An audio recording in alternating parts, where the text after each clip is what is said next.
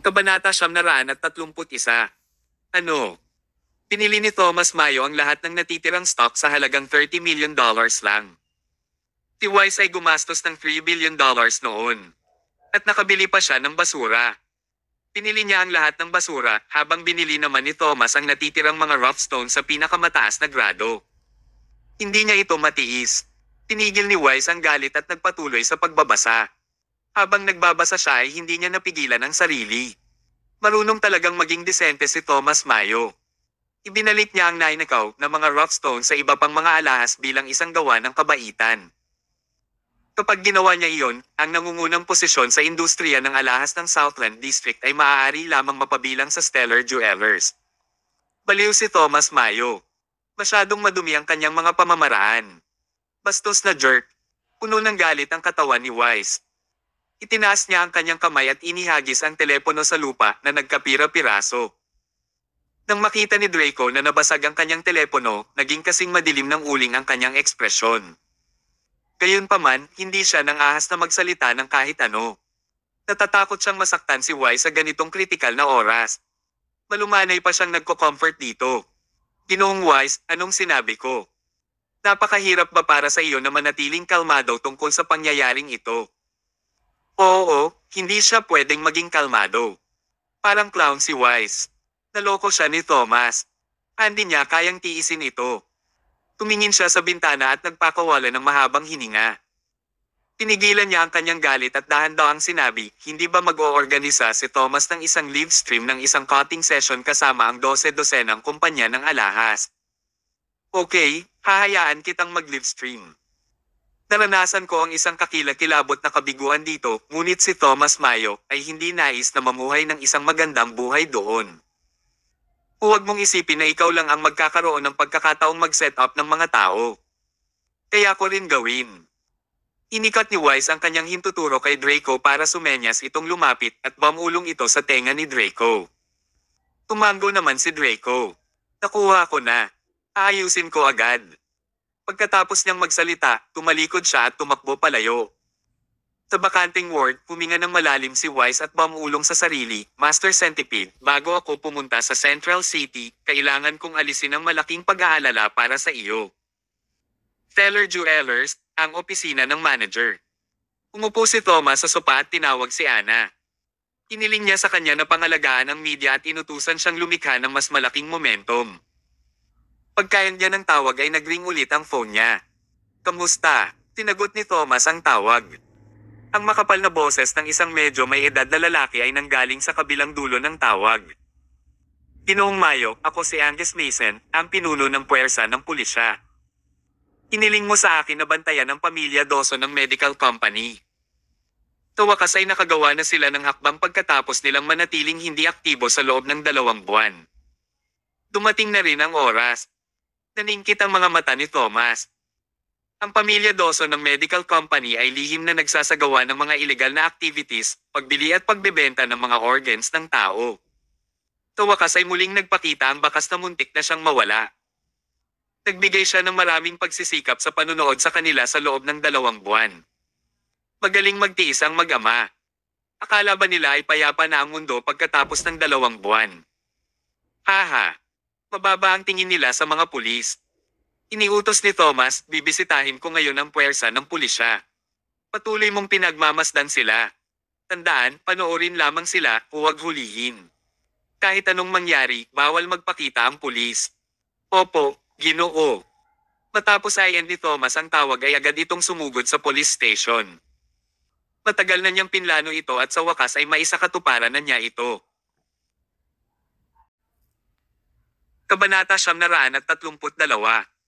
Sa area ng lungsod, sa istasyon ng pulisya. Umupo si Thomas sa upuan ng superior habang ang mga pulis ay nakaupo sa magkabilang dulo ng mahabang mesa. Ang pinuno ng puwersa ng pulisya. Si Angus ay umupo sa tabi ni Thomas. Opisyal na nagsimula ang pagpupulong. Iniling ni Angus sa kanyang nasasakupan na i-on ang projector at magpakita ng detalyadong tracking record. Sa loob nito, may mga detalye ng mga track ng pamilya Dawson sa nakalipas na 2 buwan. Inimbestigahan na nila ang ginawa nilang dalawa. Walang mukhang mali sa ibabaw, pero talagang nakagawa sila ng maraming maruruming bagay. Sa kanila, sapat na ang maraming masasamang bagay para makulong sila. Pero kung ikukumpara sa kanilang tunay na krimen, ang iba ay walang mahalaga. Sinabi ni Angus. Ayon sa aming kamakailang pagsubaybay at pagsisiyasat, ang dalawang miyembro ng pamilya Dawson ay naniniwala na ang mga bagay ay medyo mapayapa na, kaya nagsimula silang magplano ng isang bagay. Sa mga balitang nakuha namin, malamang nakatanggap sila ng bagong order at napakalaki ng order na ito, pwede silang kumita ng malaki.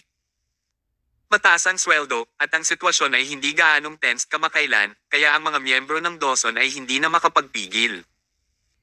Handa silang gumawa ng isang bagay at magpatuloy sa pagsasagawa ng kakaibang negosyo ng pag-aani ng mga organo ng tao. Oras na para arestuhin ang dalawang kriminal na ito. Tanong ni Thomas, nalaman mo na ba kung sino ang bumibili ng bagong order na ito? Umiling si Angus. Napakapangit ng bagong order. Maliban na lang kung puwersahin nating hulihin sila, hindi natin masasabi kung sino ito. Wala akong ginawa dahil ayokong ma-alerto sila. Ibig sabihin, kung gusto nilang malaman kung sino ang bumibili, malalaman lamang nila pagkatapos maaresto ang mga miyembro ng Dawson. Pwede namang isantibi muna yan. Ang mas mahalaga sa kasalukuyan ay arestuhin ang dalawang miyembro ng Dawson. Patuloy na nagtanong si Thomas, so, nalaman mo na ba ang susunod na hakbang ng mga miyembro ng Dawson? Batay sa haka-haka ni Thomas, ang mga miyembro ng Dawson ay dapat na tumitingin sa isang tao at kukunin nila ang mga organ mula sa tao sa pamamagitan ng ilang maruruming pamamaraan. Kailangan niyang mahanap ang taong ito at protektahan siya. Ngunit, ang sagot ni Angus ay ikinagulat ni Thomas. Sinabi niya, ang aming pagsisiyasat ay nagsasabi sa amin na ang mga miyembro ng Dawson ay magbibigay ng isang pahayag sa Pharmaceutical University Hospital. Ang kanilang susunod na hakbang ay malapit na nauugnay sa pag-uusap na ito. Ha? Kumunat ang noo ni Thomas at bahagyang nagulat. Ano ang pinaglalaroan ng mga miyembro ng Dawson? Pinili talaga nilang magbigay ng pahayag sa kritikal na oras na ito. Ano ba ang balak nilang gawin? Ano man ang gusto nilang gawin, hindi ito magiging mabuti. Nagtanong si Thomas, mayroon bang paraan para makadalo sa pahayag? Sandaling nag-isip si Angus. Kaya natin yan. Tumanggo si Thomas. Sige, ayusin mo na ako. Kailangan kong dumalo dito ng personal para makita kung ano ang panlilinlang ni Brad Dawson. Sandaling natigilan si Angus. Dadalo ka ba nito ng personal? Oo. Ginoong Mayo, napakadelikado ng mga miyembro ng Dawson. Nag-aalala kami sa iyong kaligtasan. Sa tingin ko, mas mabuting mag-imbestiga ang mga nasasakupan natin, di ba? Hindi, meron akong intuition na may gagawin itong Brad Dawson sa panahon ng pag-uusap. Kung hindi ako personal na pupunta, mag-aalala ako. Ang kailangan mong gawin ay protektahan ang mga mag-aaral at bantayang mabuti ang mga galaw ni Brad Dawson. Tumanggo si Angus. Naiintindihan ko, Ginoong Mayo, pakidil itong mabuti. Please don't let anything happen to you, otherwise, I can't bear the consequences. Huwag kang mag-alala, nakuha ko ito. Itinaway ni Thomas ang kanyang kamay. Maaari kang pumunta at mag-ayos ngayon. Opo, Ginoo. Kabanata 933. Agad na pinaayos ni Angus ang kanyang nasasakupan upang maayos na makapasok si Thomas sa bulwagan kung saan gaganapin ang usapan. Tama lang ang sukat ng usapan sa pagkakataong ito. Ginanap ito sa conference hall ng Pharmaceutical University at ang bulwagan ay kayang tumanggap ng higit sa 300 katao. Ang bulwagan ay puno ng mga tao at ang bawat upuan ay naupo. Wala nang bakanting upuan. Nag-blend si Thomas sa karamihan bilang isang lecturer. Napakaraming tao sa universidad, kaya walang sino man ang sadyang magbibigay pansin sa presensya ni Thomas. Nakaupo lang siya sa isa sa mga lecturer's seat sa isang kahangahangang paraan. Pinangunahan ng Chancellor na si Kevin Lane ang mga pinuno ng universidad na maupo sa harapan habang hinihintay nilang magpakita si Brad. Ang bulwagan ay masikip at maraming tao ang nagbubulungan sa isa't isa. Narinig ko na si Brad Dawson ay isang dalubhasa sa industriya ng parmasyutiko. Matagal ko nang narinig ang kanyang pangalan pero hindi pa ako nagkaroon ng pagkakataong makilala siya. Ngayon, sa wakas ay mapalawak ko na ang aking isipan. Abangan ang pagkakataon. Pagmamayari ni Ginoong Dawson ang pinaka-advanced na kaalamang medikal. Ang pagpapalang naipon namin para sa 8 siklo ng aming buhay ang nagbigay daan sa aming maknig sa kanyang lektura. Pero, kakaiba ito. Bakit biglang pumunta si Mr. Dawson sa ating universidad at magbibigay ng talumpati kung abala siya? Hindi ko alam. Tila na-prompt siya ng biglaang udyok. Nabalitaan ko rin na gusto niyang suportahan ang mga juniors. Anyway, misteryo iyon. Habang nag-uusap ang lahat, umakyat ang host sa stage. Kinuha niya ang mikropono, ngumiti ng mahina, at sinabing, mga minamahal na pinuno, mga lecturer, at mga estudyante, magandang hapon. Nang marinig ang boses niya, tumahimik ang iba. Nagpatuloy ang host. Ngayon, ang aming universidad ay pinarangalan na magkaroon ng nangungunang eksperto sa industriya ng parmasutiko ng Southland District. Si Dr. Brad Dawson, na narito upang magbigay ng isang pahayag tungkol sa medisina. Ito ay ating karangalan, kaya dapat nating pahalagahan ang pagkakataong ito. Dapat tayong matuto tungkol sa medisina mula kay Dr. Dawson upang tayo ay makapag-ambag sa ating bansa at sa mga mamamayan nito sa malapit na hinaharap. Ngayon, mangyaring tanggapin si Dr. Brad Dawson sa pag-akyat niya sa entablado upang magbigay ng kanyang talumpati. Nang matapos siyang magsalita, narinig na niya ang malakas na pagpalakpak sa bulwagan. Sa gitna ng mga pumapalakpak na tunog at sariwang bulaklak, umakyat sa entablado ang dalubhasa sa industriya ng parmasutiko, si Brad Dawson. Nakasuot siya ng isang profesional na suit at nakasuot siya ng isang pares ng salamin. Mukha siyang desente at kagalang-galang na nakatatanda at matanda. Ang pagwawalang bahala sa ibang mga bagay, ang kanyang ugali ay talagang nakakalinlang ng maraming tao. Pumalakpak. Lalong lumakas ang mga palakpakan sa bulwagan at tumagal ito ng mahabang panahon. Pagkatapos lang nilang pumalakpak ng 10 minuto ay sinenyasan sila ni Brad na huminto sa pagpalakpak. Pagkatapos, bahagyang tumahimik ang bulwagan. Salamat sa lahat ng iyong pagmamahal at suporta. Maraming salamat. Ngayon, ikinararangal kong makapunta sa Pharmaceutical University at pag-usapan ang tungkol sa aking maliit na karanasan bilang isang doktor sa lahat ng mga taon na ito. Sana po ay makapagbigay ako ng kaunting tulong at inspirasyon sa mga estudyante dito. Kayong lahat ay mga bulaklak sa industriya ng parmasutiko na hindi pa namumulaklak. Kayo ang mga tagapagmana sa hinaharap sa industriya ng medikal. Bilang isang senior, masaya akong nakilala ko kayong mga mahuhusay na junior dito. Si Brad ay isang tunay na mahusay na tagapagsalita. Paulit-ulit siyang nagbibigay ng mga papuri, ngunit hindi niya ito ginawang nakakaiyak. Sa halip, siya ay tumunog na para bang siya ay nagsalita ng may katapatan, at ito ay nagpedama sa lahat ng mga lektor at estudyante sa bulwagan na labis na naantig. Sa unang kalahating oras, hindi siya nagsalita tungkol sa anumang nilalaman na nauugnay sa industriya ng medikal. Nagyayabang lang siya at nagsasalita ng kalokohan. Ginulo niya ang kapaligiran. Ilang sentimental na babaeng estudyante ang nakaramdam pa ng sobrang pagkatouch kaya napaiyak sila. Samandal si Thomas sa upuan niya. Hindi siya nagpakita ng kahit anong ekspresyon habang nakatitig kay Brad na masiglang nag-perform sa stage. Hinihintay niyang ilantad ni Brad ang kanyang intensyon. Naniniwala si Thomas na hindi dumating si Brad para hikayatin ang mga estudyante ngayon. Si Brad ay isang masamang haltak na nagmamalasakit lamang tungkol sa mga kita. Ganoon ba siya kabait? Brad Dawson, ano ba talaga ang balak mong gawin? Hinihintay kong makita ang iyong panlilinlang. Kabanata 934. Pagkatapos magbigay ng nakaaantig na pananalita ni Brad na pampatibay loob, opisyal na siyang nagsimulang magbigay ng kanyang medical talk. Dapat tandaan na may kaalaman si Brad. Pwede niyang ipaliwanag ang mahihirap na konseptong medikal sa isang simpleng paraan sa mga mag-aaral. Bagamat naramdaman ni Thomas na maraming bagay ang napanatili ni Brad, ang mga bagay na pinag-usapan niya ay sapat na para matuno ng mga estudyante sa bulwagan. Maging si Thomas ay naramdaman din niya na marami siyang natutunang mga bagong bagay pagkatapos niyang makinig kay Brad. Kaya naman ni Brad yan. Talaga bang naparito siya upang gumawa ng kawang-gawa at sanayin ang mga kabataang henerasyon?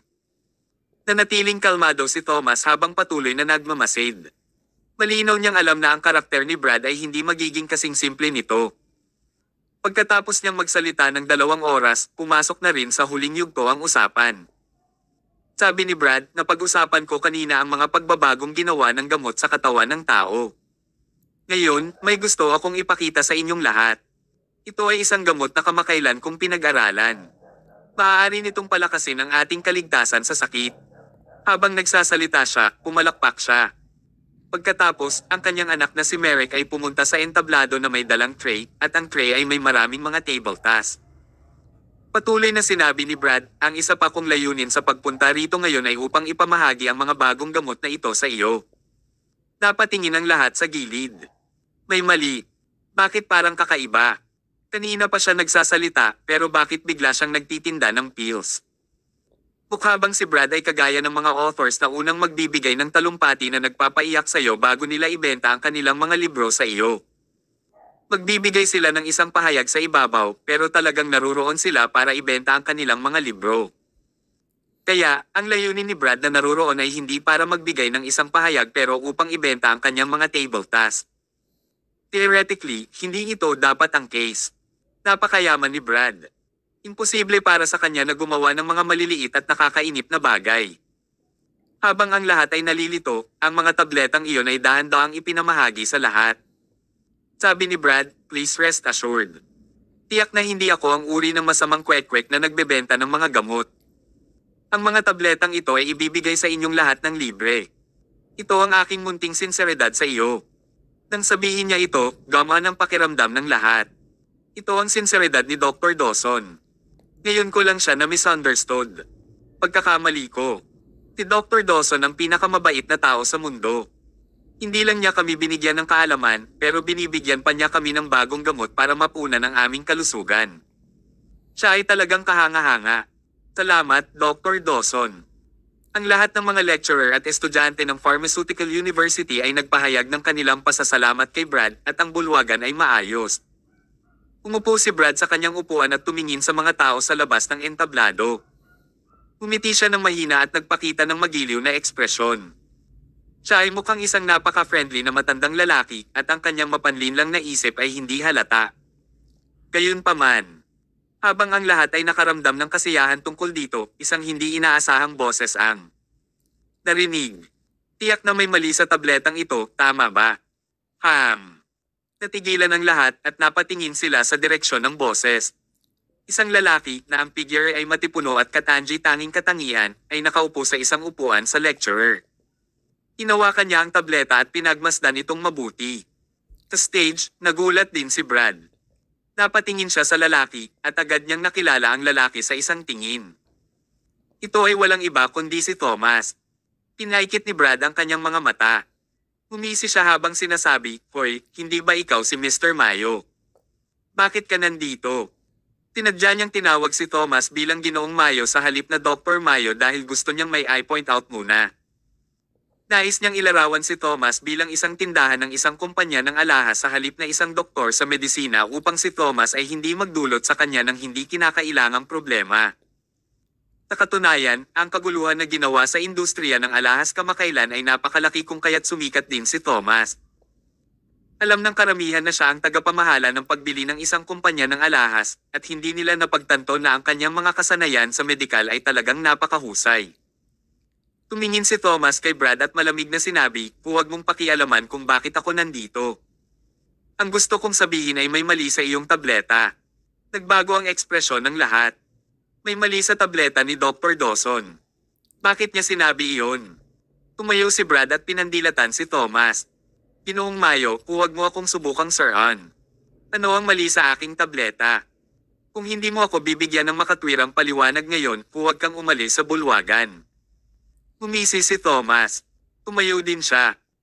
Itinaas ang kanyang tableta at mahinahong sinabi ni Brad Dawson na ang bagong gamot na ginawa niya ay maaaring palakasin ang ating kalusugan at palakasin ang ating kaligtasan sa sakit. Kalokohan yan.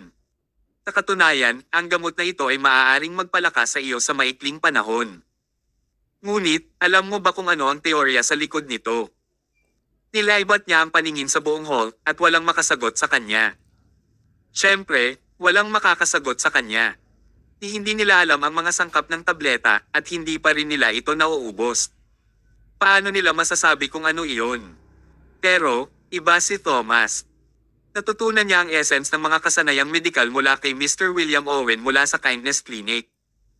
At ang kanyang ilong ay sinanay na maging mas sensitibo kaysa sa ilong ng aso, matagal na ang nakalipas. Sa sandaling maamoy niya ang tableta, malinaw niyang nasabi kung ano ang ingredients nito. Nang matukoy ni Thomas ang mga sangkap at ang ratio, mas malinaw niyang alam kung para saan ang gamot. Tinabi niya, ang tabletang ito ay hindi nagpapataas ng ating kaligtasan sa sakit. Pero pwede nitong mapakilos ang paggana ng ating katawan, pataasin ang ating metabolismo, at gawing napakalakas ng ating katawan sa maikling panahon. Pero, ito ay may napakaseryosong kahihinatnan. Pag-isipan mo muna. Kapag ang katawan ng tao ay mabilis na naubos, ito ay magma-malfunction. Pagkatapos ng maikling panahon ng pagiging malakas, ang katawan ay magiging lubhang mahina. Kapag nangyari iyon, ang iba't ibang bakterya ay makakapasok sa ating katawan. Ang mga banayad na kaso ay magreresulta sa trangkaso at lagnat, habang ang mga pasyente ng malubhang kaso ay nasa panganib. Ang kanyang mga salita ay parang enlightenment na nagpag-goosebump sa lahat ng lecturer at estudyante. Ang mga miyembro ng pamilya Dawson sa entablado ay nagpahayag ng medyo madilim na mga ekspresyon.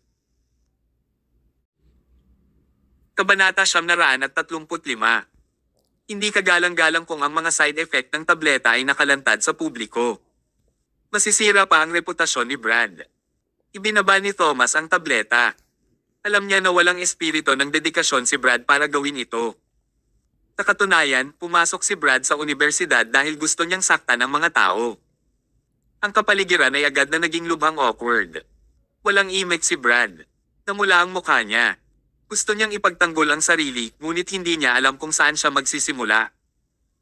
Sa gilid, hindi napigilan ni Merrick na sabihin, Thomas Mayo, isa ka lang mag-aalahas na nagbebenta ng magaspang na bato. Anong kaalamang medikal ang mayroon ka? Huwag subukang magsalita ng walang kaparerekon dito. Ang aking ama ang nangungunang eksperto sa medisina, at nag-aaral siya ng gamot sa loob ng ilang dosenang taon. Maihahambing ba sa kanya ang isang tagalabas na tulad mo? Alam mo ba ang mga sangkap at ang kanilang mga ratios bago ka magsalita ng walang kaparerekon dito? Tumingin si Merrick sa Chancellor na si Kevin Lane. Ginoong Lane, mangyaring bigyan kami ng hustisya. Inabot ni Thomas ang kanyang manggas. Tumingin din siya kay Kevin at sinabing, Mr. Lane, dahil hiniling niya sa iyo na bigyan mo sila ng hustisya, mangyaring gawin ito. Napatingin lahat ng lecturer at students kay Kevin. Nakatingin ang lahat kay Kevin. Kung hindi siya nagbigay ng paliwanag o gumawa ng desisyon, maaaring hindi siya pabayaan. Hinawakan niya ang tableta at tumayo. Tinulyapan niya si Brad bago siya tumingin kay Thomas. Paulit-ulit niyang pinaikit ang mga mata na parang may iniisip.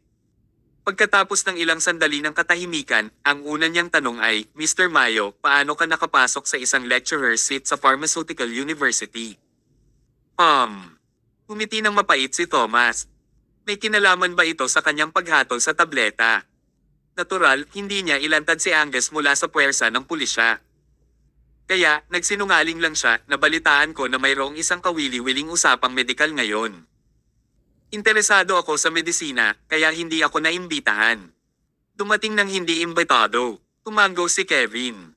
Tinuro niya ang pinto at sinabing, maaari ka nang umalis. Ano? Umunat ang noo ni Thomas. Ginoong Lane, hinahabol mo ba ako? Umalaklak si Kevin. Hindi pa ba ako naging malinaw sa sarili ko? So, ibig mo bang sabihin ay kinikilala mo si Brad Dawson? Kailangan ko bang mag-alinlangan? Tumigil sandali si Kevin bago siya nagpatuloy sa pagsasalita. Si Dr. Dawson ay dalubhasa sa medisina. Siya ay isang mataas na kagalang-galang na senior. Siya ay nagtatrabaho ng husto sa medisina sa loob ng ilang dosenang taon at mayroon siyang napakahusay na kaalaman sa teorya at mga kasanayang medikal. Pero paano ka? Ikaw ay isang mag-aalahas lamang, isang tagalabas. Ikaw ay isang tagalabas lamang, ngunit naglakas loob kang punahin ang bagong gamot na ginawa ni Dr. Dawson. Sa tingin mo ba ay sapat ka na para gawin iyon? Muling natahimik ang hall. Sa pagkakataong ito, ang mga ekspresyon ng lahat ng mga lecturer at estudyante ay naging hindi gaanong nagtatampo, at lahat sila ay tumingin kay Thomas ng may paghamak. Pagkatapos ng paalala ni Kevin, napagtanto nila kung gaano sila walang isip. Hindi sila naniniwala kay Dr. Dawson na may mataas na kagalang-galang at mahusay sa medisina, ngunit naniniwala sa isang mag-aalahas na isang tagalabas. Haha, napakawalang isip nila.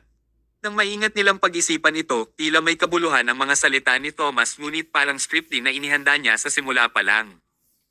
Sinabi ni Kevin, ang sinabi mo ngayon ay may kabuluhan, ngunit maaari mo talagang sabihin iyon tungkol sa anumang gamot.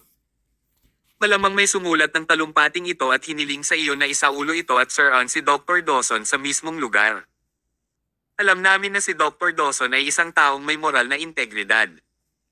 Siguradong nasaktan niya ang ilang masasamang tao sa medisina, kaya nakakatikim siya ng paghihiganti ngayon. Ngunit sinasabi ko sa iyo, lahat ng nasa Pharmaceutical University ay palaging kakampi ni Dr. Dawson at lalabanan namin ang mga negosyante na nagmamalasakit sa mga kita na tulad mo hanggang sa wakas. Malakas ang boses niya at nangingibabaw ang aura niya. Makikitang hindi nagbibiro si Kevin pero taos puso niyang gustong bantayan si Brad. Sabay-sabay na tumayo ang lahat sa hall. Naghiyawan ang lahat. Protektahan si Dr. Dawson, palayasin ang tunay na haltak. Protektahan si Dr. Dawson, palayasin ang tunay na haltak. Protektahan si Dr. Dawson, palayasin ang tunay na haltak. Inagisa ng isang lalaki ng panulat si Thomas at pinagalitan, ikaw ay isang professor tier na tanging kita lang ang iniisip. Walang puwang para sa iyo dito. Magwala ka. Magwala. Lumabas ka sa aming Pharmaceutical University. Napaka-agresibo ng mga tao sa bulwagan. Ang lahat ng mga lecturer at estudyante ay naghagis kay Thomas ng mga libro, lapis, at pambura habang patuloy nila siyang iniinsulto sa mga salitang tila napakasama. Ayaw na nilang makita si Thomas. Umalis.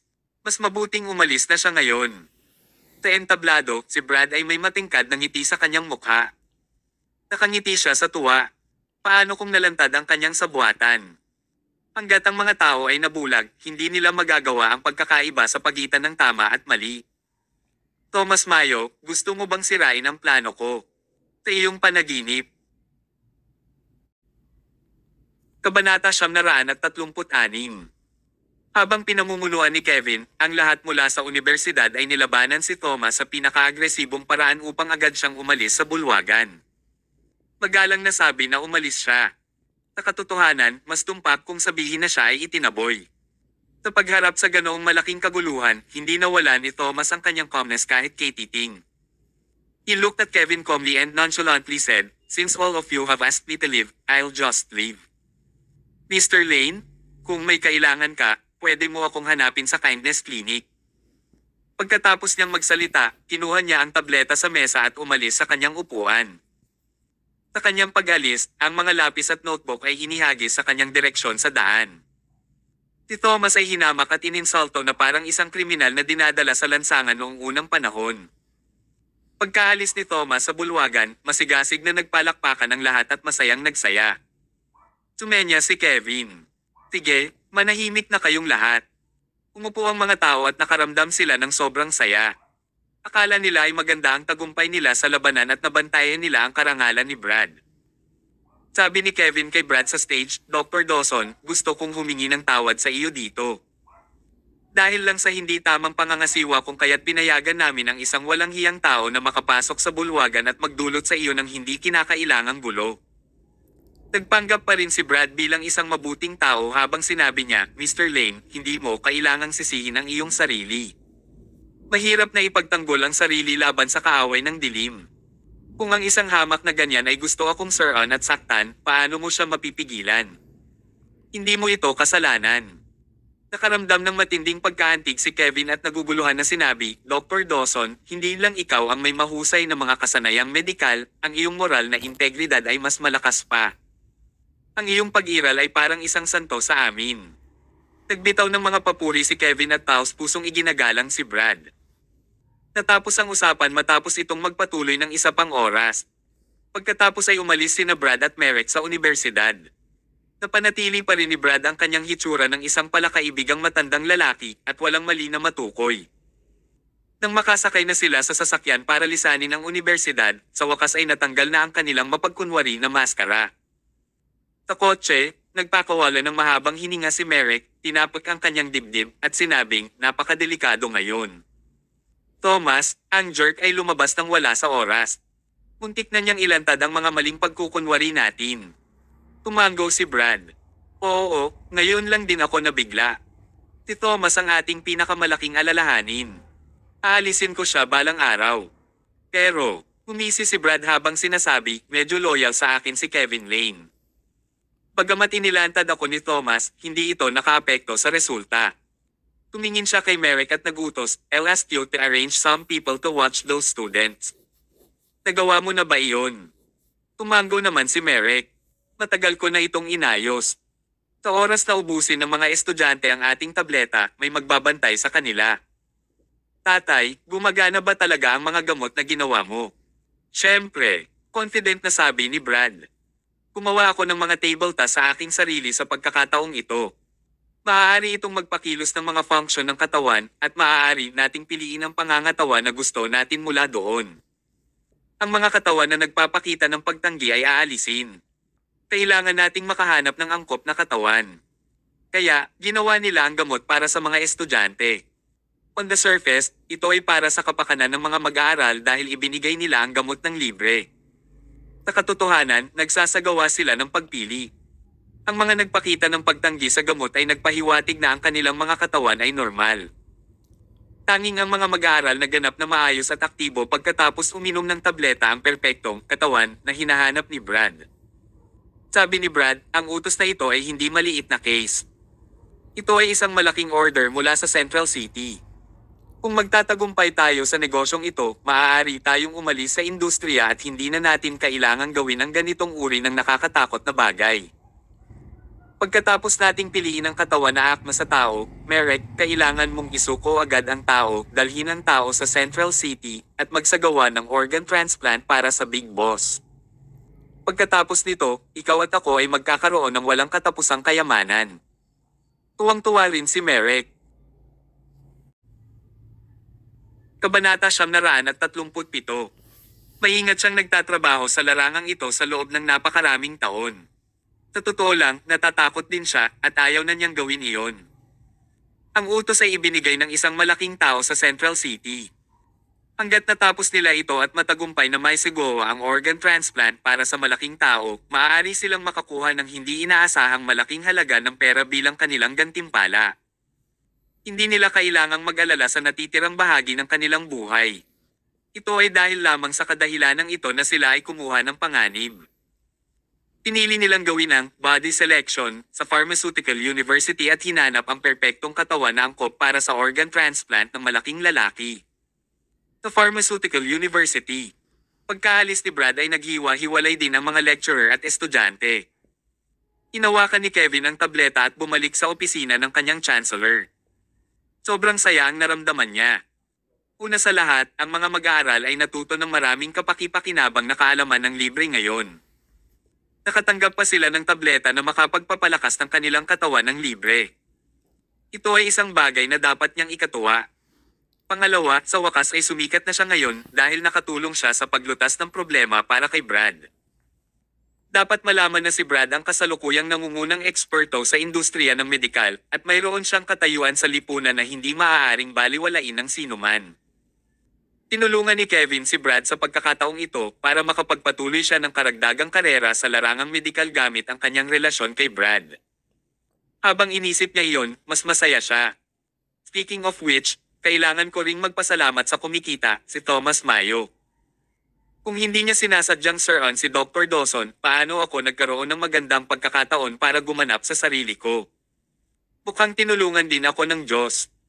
Masayang pinag-isipan ni Kevin ang magagandang bagay sa kanyang opisina bago biglang narinig ang ilang mabilis na katok sa pinto. Pasok po kayo. Pagbukas ng pinto, pumasok ang isang lecturer. Mukha siyang natakot habang sinasabi, "Oh, my goodness. Mr. Lane, may nangyaring masama." Umunat ang noo ni Kevin. Kanina lang siya nakaramdam ng saya, pero dumating ang taong ito at sinabing may nangyaring masama. Nakakasira talaga ng mood niya. Anong masamang bagay ang maaaring mangyari? Malungkot na tanong niya. Sabi ng lecturer, kanina lang kinain ng isang estudyante ang pil na ibinigay ni Dr. Dawson. Sa simula, maganda ang loob niya na para bang nakainom siya ng tonic. Ngunit wala pang 10 minuto, nasesure siya, nagsuka, at nagsimulang magsalita ng walang kaparerekon. Nadala na siya sa ospital, pero nabigla na siya. Ano? Sa sobrang gulat ni Kevin ay agad siyang bumangon. Muli siyang nagtanong, sigurado ka bang dahil ito sa pag-inom ng mga table tasks ngunit hindi dahil sa sakit ng estudyante?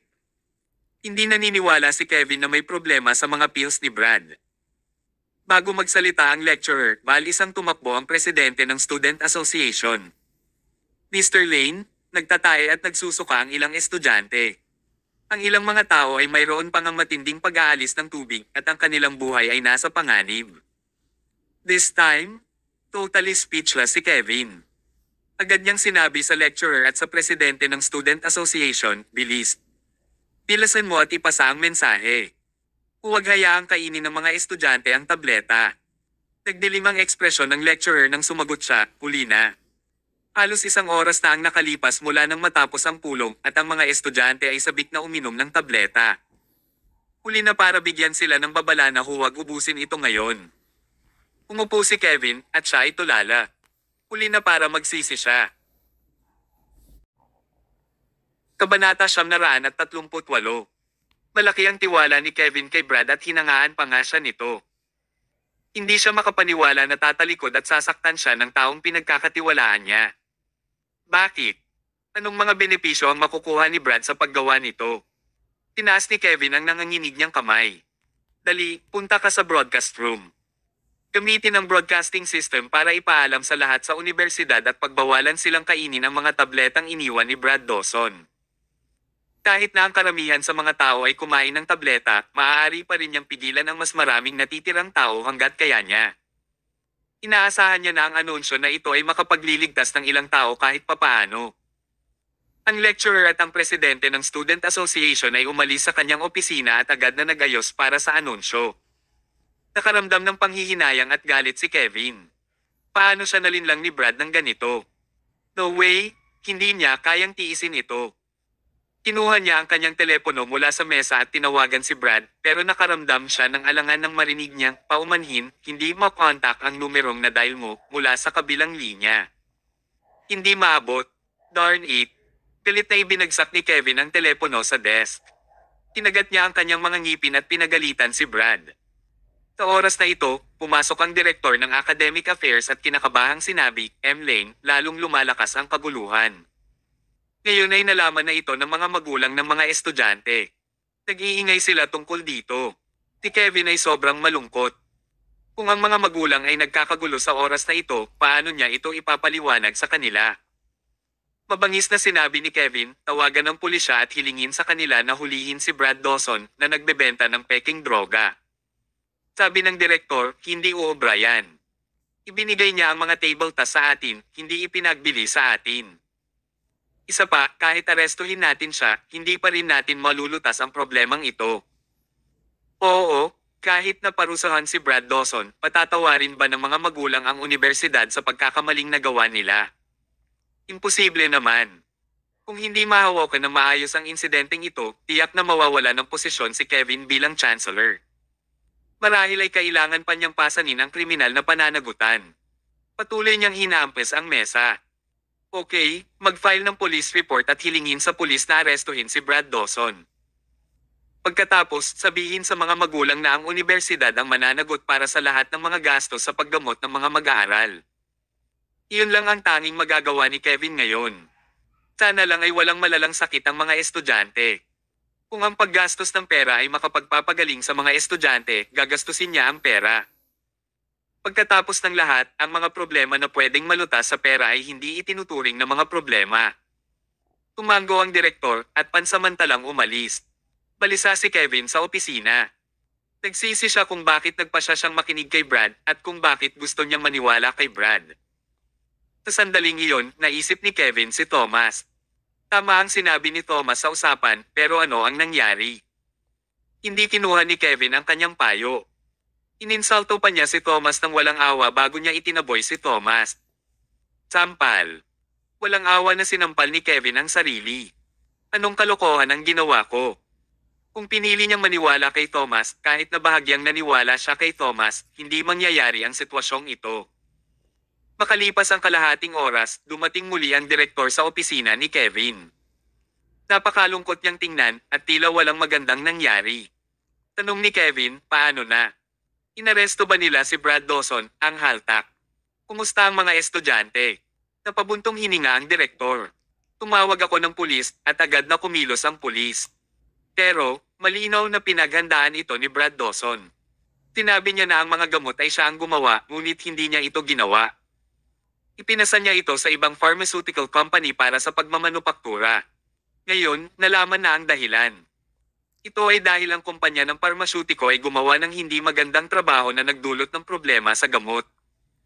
Ito rin ay nangangahulugan na si Brad Dawson ay inosente at wala pa rin kaming magagawa sa kanya. Gustong magmura ng malakas ni Kevin pagkatapos niyang marinig ito. Malinaw na nakahanap si Brad ng scapegoat.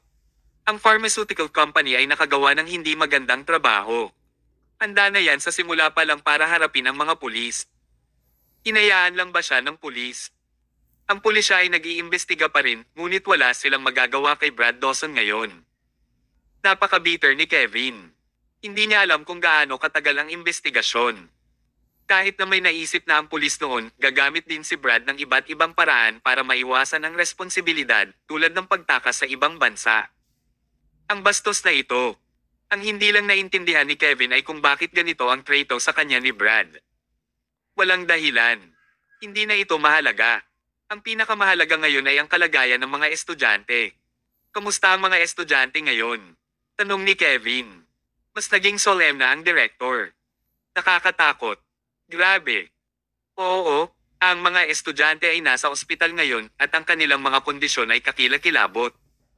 Marami pa rin sa kanila ang nasa panganib. Ang pinaka-nakakatakot ang gamot ay nakakaapekto pa rin sa katawan ng mga estudyante at ito ay nagpapulala sa kanilang sakit. Mahirap din para sa mga doktor na makahanap ng solusyon sa napakaikling panahon. Sa oras na naisip na ng mga doktor ang solusyon, marahil kalahati ng mga estudyante ang mawawala ng buhay. Ang pasukan ng unibersidad ay hinarang na ng mga magulang ng mga estudyante at ang buong medikal na paaralan ay nagkagulo. Kailangang managot si Kevin sa buong pangyayari. Pero, kaya ba niyang pasanin ang responsibilidad? Wala siyang magawa kay Brad. Ang mga estudyante ay nasa kakilakilabot na kalagayan. Inaharang ng mga magulang ang pasukan at humihingi ng paliwanag. Ang gulo. Masyadong magulo ito. Kabanata 939. Si Kevin ay isang lalaki, isang matapang na tao. Pero, nakaramdam din siya ng panghihina ng loob sa sandaling iyon. Hindi niya alam kung paano niya haharapin ang sitwasyon. Ano ang dapat niyang gawin? Hinawakan niya ang ulo niya gamit ang dalawang kamay. Sumandal siya sa desk niya at nakaramdam ng lungkot. Right then, the director reminded him, Mr. Lane, dapat ba tayong pumunta? At hanapin si Thomas Mayo. Hanapin mo siya. Umangat ang ulo ni Kevin at tumingin sa direktor. Bakit natin siya hahanapin? Dahil nasasabi ni Thomas na may mali sa gamot sa simula at tumpak niyang ituro ang problema ng droga, sa palagay ko ay may solusyon siya. Tsaka sabi niya kung may kailangan ka, pwede mo siyang hanapin sa Kindness Clinic. Maaaring matagal na niyang hinulaan ang kasalukuyang sitwasyon. Ito ay nagkaroon ng kaunting kahulugan. Gayunpaman, napangiti ng mapait si Kevin habang sinasabi, minamaltrato ko ang kabaitan niya at pinalayas ko pa siyang parang kriminal sa harap ng lahat ng estudyante at lecturer. Paano siya handang tumulong sa akin? Mamantong hininga ang direktor at sinabing, there's no other way now. Mangyaring subukan ito. Kung tutusin, may kinalaman ito sa buhay ng 100 estudyante. Mr. Lane, pakisamahan mo sila. Tumango si Kevin. Sige. Kung talagang may solusyon si Thomas para iligtas ang mga estudyante, kahit kailangan kong ipagsapalaran ang buhay ko, hihingi ako ng tulong sa kanya. Tara na. Pupunta tayo sa Kindness Clinic ngayon. Ang mga pintuan sa harap at likod ay hinarang ng mga magulang ng mga estudyante, kaya hindi sila nakalabas.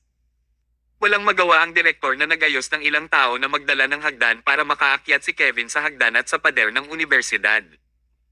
Pagkatapos, inayos ang isang sedan na maghintay sa labas ng unibersidad para direktang ipadala si Kevin sa Kindness Clinic.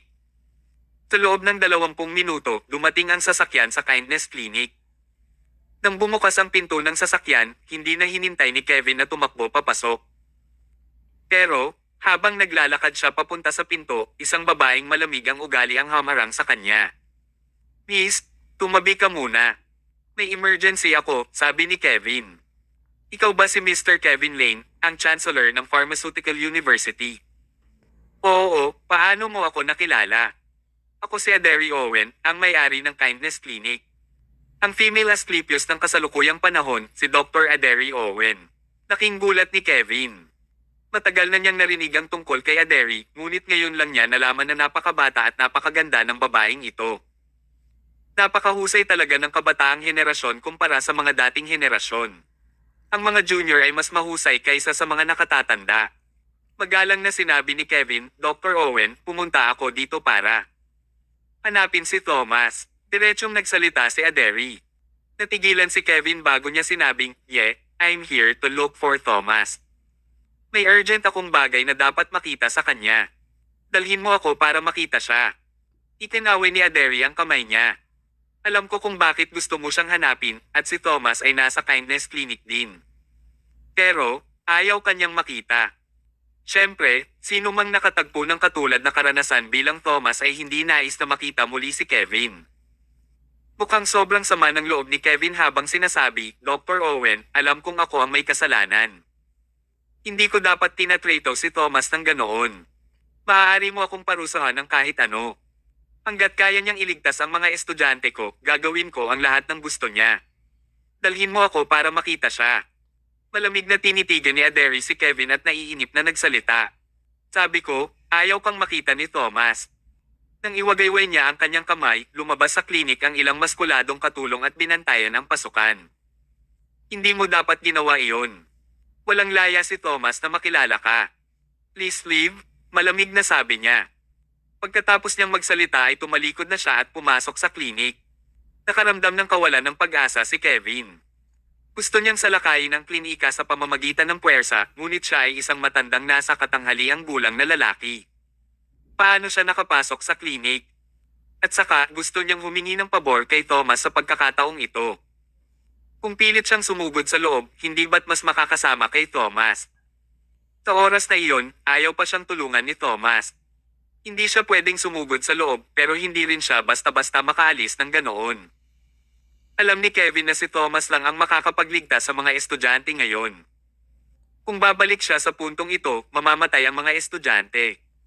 Kahit na kailanganin niyang ipagsapalaran ang kanyang buhay at talikuran ang kanyang dignidad, hihingi pa rin siya ng tawad kay Thomas ngayon. Gawin mo na lang. Ibinigay ni Kevin ang kanyang dignidad at lumuhad sa lupa na may kalakasan. Siya ay isang matanda na higit sa 50 taong gulang. Ang lalaking ito, ang chancellor ng isang universidad, ay lumuhad sa pintuan na parang isang bata na nagkamali noon. Nagtinginan ng mga dumaraan na may kakaibang tingin. Sa klinik, tinitigan ni Aderi ng dagger si Kevin na nakaluhod doon. Malamig siyang ngumuso ng walang sinasabi. Naisip niya ba talaga nagagana ang ganitong klase ng lame dramatic scene? Kaya niyang lumuhad hanggat gusto niya. Tumalikod si Aderi at hindi pinansin si Kevin. Nakaluhod si Kevin nang hindi bababa sa kalahating oras. Medyo nahihilo siya at hindi kinaya ng katawan niya. Gayunpaman, nagngangalit siya at nagpumilit para sa mga estudyante. Makalipas ang kalahating oras, isang pamilyar na figure ang lumabas sa isang silid sa klinika. Si Thomas iyon. Napangiti siya ng mahina habang may hawak na race eta. Naglakad siya habang sinasabi niya, na-develop ko rin sa wakas. Ang race eta na ito ay maaaring gamitin upang gamutin ang malupit na gamot na ginawa ng pamilya Dawson. Sabay tingin ni Thomas kay Aderi at nagtanong, "Oh yeah, dumating na ba si Mr. Kevin Lane from Pharmaceutical University?" Theoretically, dapat nandito na siya ngayon. Pumuso si Aderi at sinenyasan ang pinto gamit ang baba. Tumingin si Thomas at nakita niya si Kevin na nakaluhod sa pasukan mula sa isang sulyap. Agad siyang nakaramdam ng pagkagulat. Ano? Aderi, hiniling ko lang na hintayin mo si Mr. Lane sa labas sandali. Masyado kang lumayo. Kabanata 940. Sa simula pa lang, alam na ni Thomas na pupunta si Kevin sa kindness clinic para hanapin siya. Kung tutuusin, ang problemang dulot ni Brad ay hindi kayang lutisin ng mag-isa ni Kevin. Maging si Thomas ay nangangailangan ng ilang oras upang bumuo ng gamot na pantulong sa gamot.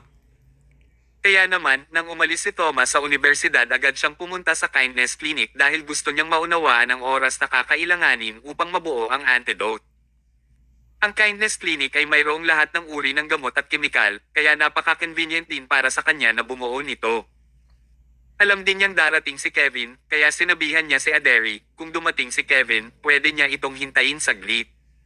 Lalabas si Thomas pagkatapos niyang mabuo ang antidote. Gayunpaman, ang mga bagay ay naging medyo awkward. Matapos matuklasan ni Aderi na napahiya si Thomas, agad siyang napuno ng galit ng isang babaeng kinutya. Pinilit niyang turuan ng leksyon si Kevin. Mahirap makisama sa mga ganitong babae at masasamang tao. Hindi kasing dali ni Thomas si Aderi. Nang makita niya si Kevin, diretso niya itong tinalikuran. Sa isang paraan, sinunod pa rin niya ang tagubilin ni Thomas. Kanina pa kasi siya hiniling ni Thomas na hintayin si Kevin sa labas. Hindi niya sinabi kung paano maghintay si Kevin. Pinili rin ni Kevin na lumuhod. Hindi naman siya hiniling ni Aderi na gawin iyon. Nakaramdam ng hinanakit si Aderi para kay Thomas. Hindi banggitin, si Thomas ay isang perpektong pag-iral sa puso ni Aderi. Mahal na mahal ni Aderi si Thomas. Bagamat halos imposibleng makasama siya, hindi pa rin niya pinahintulutan ng ibang tao na insultuhan at ay bully si Thomas ng ganoon. Si Thomas ay magaan, ngunit si Aderi ay hindi. Kaya naman, nang lumabas si Thomas at nakita si Kevin na nakaluhod sa pintuan, nagulat siya at nelang.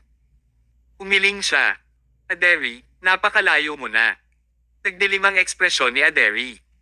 Noong pinangunahan kanya sa mga tauhan at estudyante niya na bastyusan ka, lalo pa siyang lumayo. Isa pa, gusto niyang lumuhod. Hindi ko siya hiniling na lumuhod. Hindi naman walang isip si Kevin na nasa pintuan. Halos naiintindihan niya ang nangyari sa kanilang pag-uusap. Sa oras na ito, mas kailangan niyang ibaba ang kanyang dignidad. Kung hindi, masasayang ang lahat ng kanyang pagsisikap. Nagkusa siyang sabihin, "Yes, Mr. Mayo. Pinagsisisihan ko ito kaya nagkusa akong lumuhad sa pasukan. Nakikiusap ako na patawarin mo ako. Wala itong kinalaman kay Dr. Owen. Please wag mo siyang sisihin." Isa siyang chancellor. Nakaluhod siya sa publiko at handa pa siyang aminin ang kanyang pagkakamali. Ito ay maaaring magpakita ng kanyang sinseridad. Higit pa rito, hindi binalak ni Thomas na guluhin siya noong una. Sa sandaling iyon, naglakad sina Aderi at Thomas sa pintuan. Inabot ni Thomas ang kamay para tulungan ang nakaluhod na si Kevin para makatayo. Ginoong Lane, hindi mo kailangan gawin ito. Hindi rin kita sinisisi. Kung tutuusin, biktima ka rin. Sa ganoong sitwasyon, magiging normal para sa iyo na piliin na maniwala kay Brad Dawson. Habang nagsasalita siya, mas lalong nagsisisi si Kevin. Naluluhang sabi ni Kevin, "I really regret it now. Bakit pinili kong maniwala sa isang sinungaling nang walang pag-aalinlangan? Ginoong Mayo, kalimutan mo na ang iba, sa pagkakataong ito, pumunta ako sa iyo dahil gusto kong humanap ng panlunas. Basta't tulungan mo ako ngayon, handa akong gawin lahat ng gusto mo." Umalaklak si Thomas. Inabot niya kay Kevin ang reseta. "Ito ang reseta na sinulat ko lang. Mabisa nitong malabanan ang gamot ni Brad. Dalhin ang reseta na ito sa ospital at humanap ng maaasahang doktor na magre-resete ng gamot. Naniniwala ako na ang mga estudyante ay makaka-recover ng napakabilis." Nanginginig ang mga kamay ni Kevin habang kinukuha ang reseta. Mahirap paniwalaan. Grabe ang pakikitungo niya kay Thomas kanina. Ngunit, hindi siya sinisi ni Thomas at agad ding bumalik para bumuo ng antidote. Ano ang kahulugan ng pagganti ng puot sa kabaitan? Ano ang ibig sabihin ng letting bygones be bygones? Ngayon, sa wakas ay naunawaan na ni Kevin ang mga bagay na ito. Tila kailangan mong maunawaan ang isang tao sa totoong buhay bago mo malaman kung ano ang kanyang pagkatao. Hindi mo dapat marinig ang tungkol sa tao mula sa mga chismis o chismis. Talagang hindi mapagkakatiwalaan kung hinuhusgahan mo ang isang tao sa pamamagitan lamang ng pagdinig tungkol sa kanyang reputasyon. Maganda ba ang reputasyon ni Brad?